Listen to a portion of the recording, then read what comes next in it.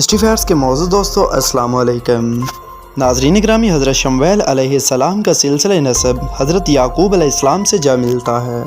بنی اسرائیل پر ایک ایسا نازک دور گزرا تھا کہ ان میں کوئی نبی اور رسول موجود نہ تھا اور نہ کوئی امیر و سردار تھا۔ اس زمانے میں اللہ رب العزت نے فضل فرمایا اور حضرت شمویل علیہ السلام کو نبوت سے سرفراز کیا۔ حضرت شمویل علیہ السلام نے بنی اسرائیل کو جالوت کے ظلم و ستم سے نجات دلوائی اور اس کے لیے طالوت کو بنی اسرائیل پر امیر مقرر کیا، اور آپ علیہ السلام ہی کے دور کے اندر بنی اسرائیل کو تابوت سکینہ واپس ملا، جس کو قوم عمالقہ نے بنی اسرائیل سے چھین لیا تھا، اور آپ علیہ السلام ہی کے دور کے اندر طالوت کی سربراہی میں حضرت داؤد علیہ السلام نے جالوت کو قتل کیا۔ ناظرین اکرام، اس ویڈیو میں ہم بات کریں گے حضرت شمویل علیہ السلام کے حالات زندگی کے بارے میں، اور آپ کو بتائیں گے کہ آپ علیہ السلام نے بنی اسرائیل پر کون سے بڑے بڑے احسانات کیے۔ موضوع کے آغاز سے پہلے آپ سے گزارش ہے کہ چینل کو سبسکرائب کر لیں، جبکہ ویڈیو کو آخر تک ضرور دیکھیں۔ ناظرین گرامی، حضرت شمویل علیہ السلام کا ذکر قرآن مجید میں نام سے تو نہیں ہوا، البتہ سورہ بقرہ کے رکوع نمبر 32-33 میں بنی اسرائیل کا جو ایک واقعہ ذکر کیا گیا ہے۔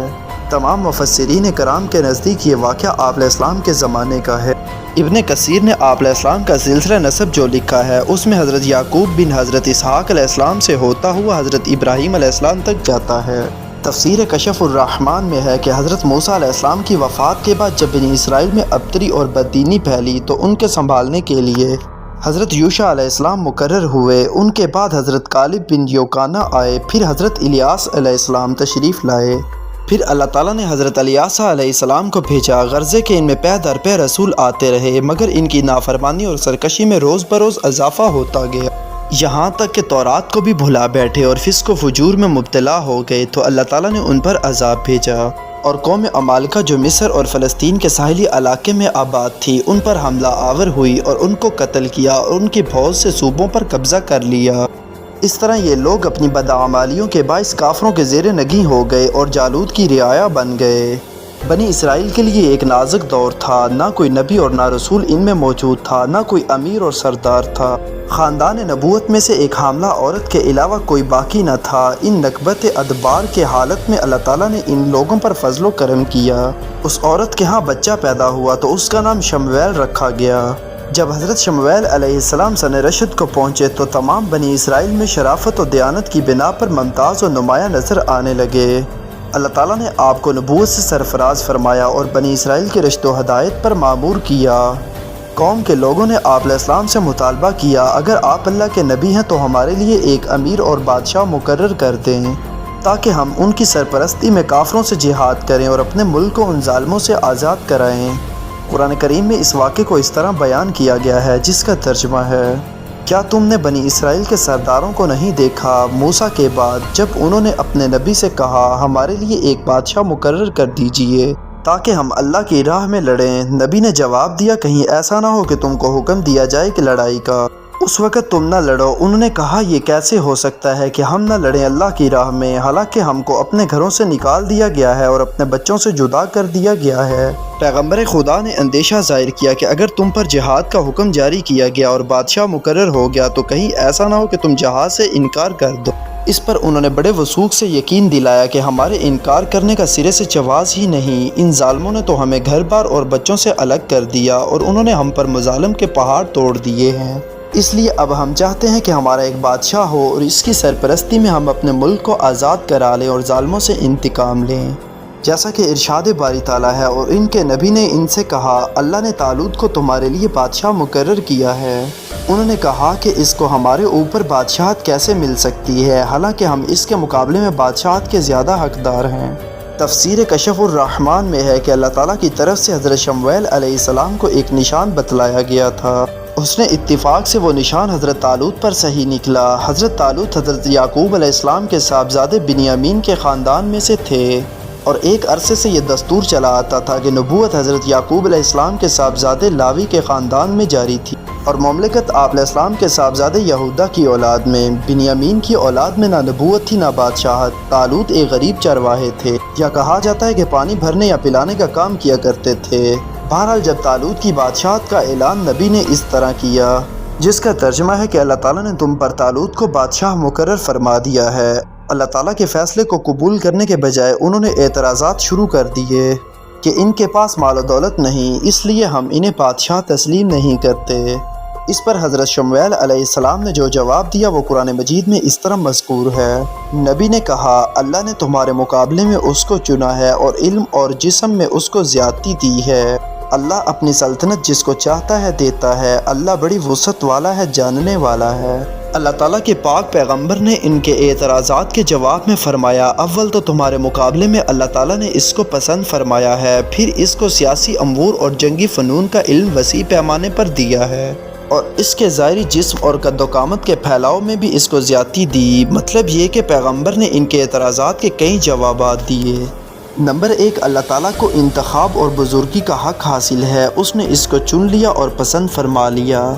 نمبر 2، پھر میدان جہاد میں سیاسی علم اور فن حرب کی ضرورت ہوتی ہے، وہ علم اس کو اللہ تعالیٰ نے خوب شرح و بسط کے ساتھ دیا ہے۔ نمبر 3، بادشاہ کو ظاہری وجاہت اور رعب و دبدبے کی ضرورت ہوتی ہے، تو اس کے لیے اللہ تعالیٰ نے اس کے جسم کا پھیلاؤ بھی کافی دیا ہے کہ تم سب میں وہ بلند قامت اور ہر شخص کے دل میں اس کے دیکھنے سے ہیبت پیدا ہوتی ہے۔ نمبر 4، اللہ تعالیٰ مالک الملک ہے، سلطنت اور بادشاہ سب اسی کی ہے، وہ جس کو چاہے دے دے، تم کون ہو اعتراض کرنے والے۔ نمبر 5، اللہ تعالیٰ صاحب وسعت و کشائش ہے، اس کو کیا مشکل ہے کہ وہ اس کو مال بھی دے دے، یہی تمہارا بڑا اعتراض تھا، جب سلطنت دے دی تو اس میں مال کا شعبہ ہی ختم ہو جاتا ہے۔ نمبر 6، وہ بڑا علیم اور خوب جاننے والا ہے، اس کو بادشاہت کا اہل کون ہے یہ خوب معلوم ہے، اور کس میں بادشاہت کی صلاحیت موجود ہے یہ بھی وہ جانتا ہے۔ لوگوں نے پیغمبر سے طالوت کے بادشاہ ہونے کی علامات دریافت کی تو اللہ تعالیٰ نے یہ نشانی بتلائی کہ تمہارے پاس تابوت سکینہ جو تم سے چھین گیا ہے واپس آ جائے گا، جیسا کہ قرآن مجید میں ارشاد باری تعالیٰ ہے۔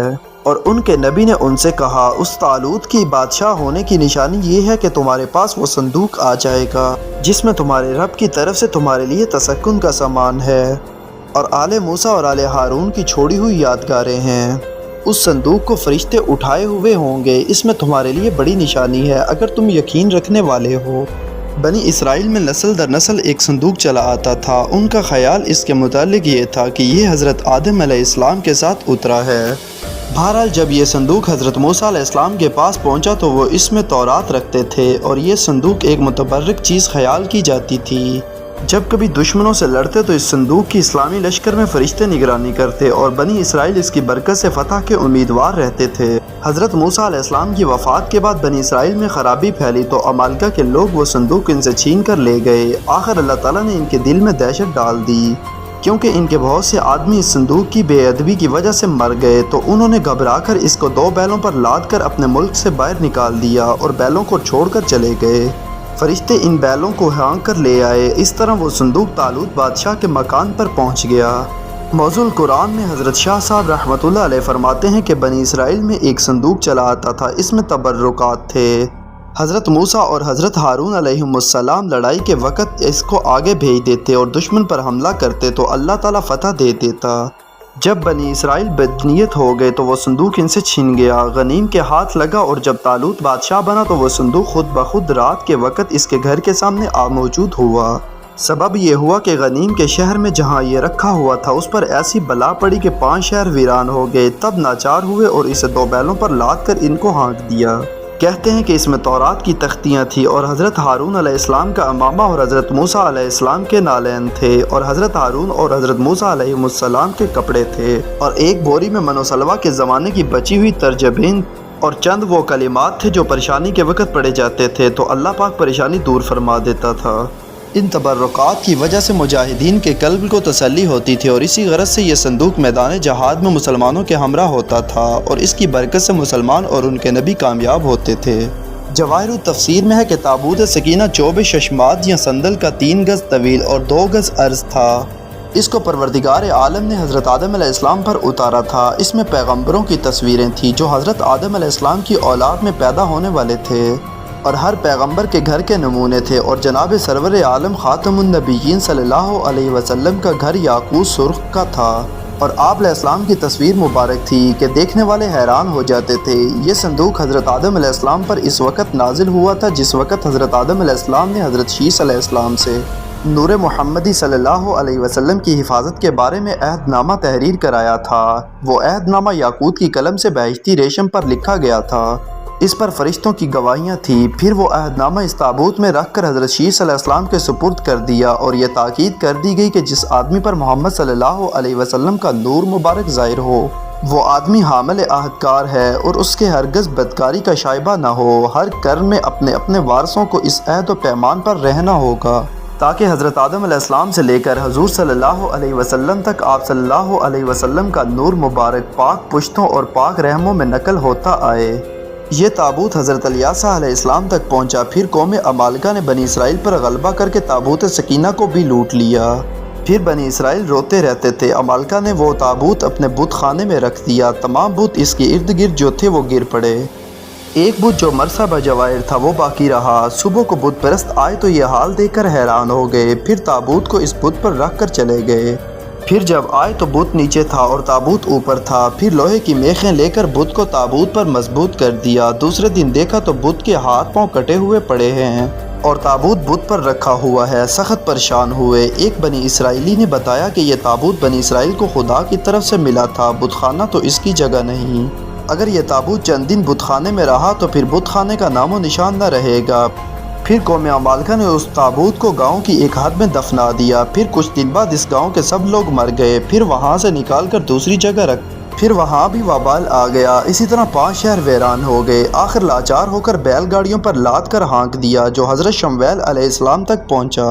और बाज़ रिवायात में है कि बनी इसराइल का किसी बात में झगड़ा हो जाता तो इस ताबूत के पास आकर अपने अपने बयान दिया करते तो इस ताबूत से फैसले की आवाज़ आती, फिर इसी पर अमल करते।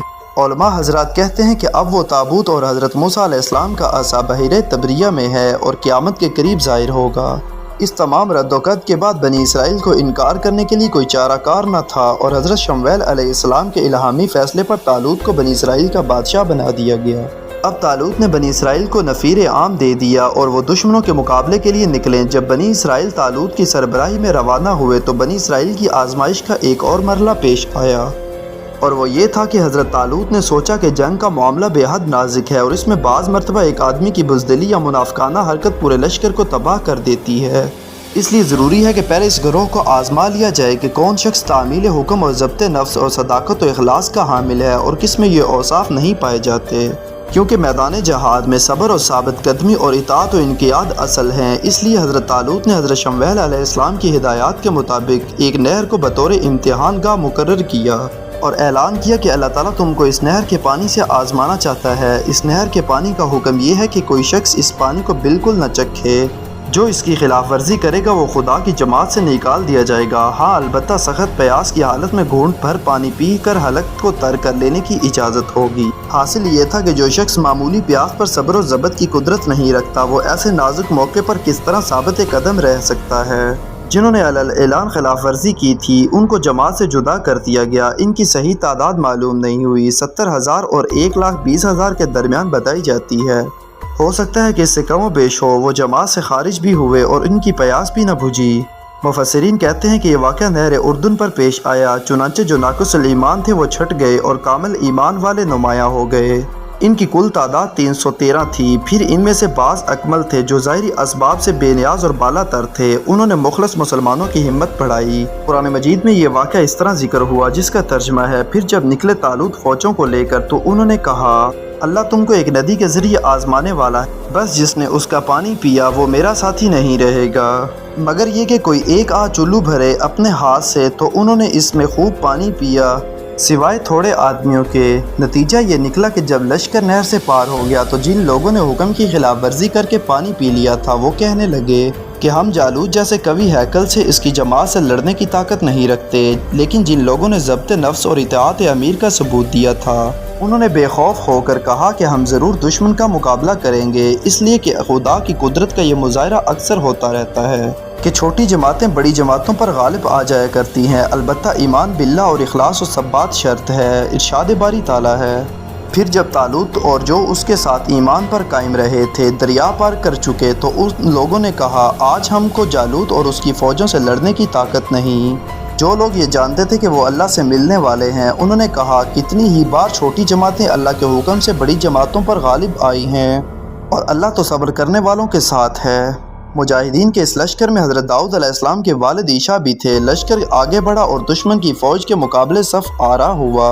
दुश्मन की फ़ौज का सरदार जालूत नामी देवहैकल शख्स था। इसके लश्कर की तादाद भी ज़्यादा थी। मुजाहिदीन ने अल्लाह पाक की दरगाह में निहायत इखलास और तजर्रुं के साथ दुआ की, जिसे अल्लाह ताला ने सूरह बकरा में बयान किया है, जिसका तर्जुमा है, ए हमारे प्यारे रब, हम पर सब्र डाल दीजिए और हमारे कदमों को जमा दीजिए और इन काफरों के मुकाबले में हमारी मदद फरमाइए।